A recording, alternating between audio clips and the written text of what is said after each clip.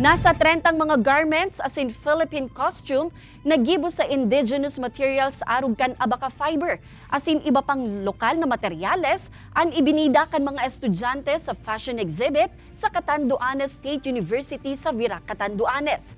Ang pira sa mga Philippine costume ang nasuulot naman kan mga kandidata sa pageant sa probinsya as in sa national competitions. Obheto ka na sambitan ng exhibit na ipahiling sa publiko ang talento kan mga katandunganon pag-abot sa fashion and design.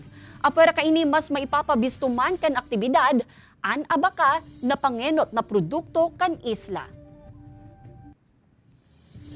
Karamihan po gawa po sa materyales na indigenous at lalong-lalo na ang ating pinagmamalaki, ang pinagmamalaki ng Happy Island ang abaca fiber. Ito ang pabungad na kung saan kailangan pahalagahan nating mga katandunganon at magbigay pugay sa mga abacaleros. Sobra po akong na-inspired sa mga creations nila and alam ko po sa sarili ko na I'm not that good pa na designer kasi as times goes by, syempre mas matututo pa po ako.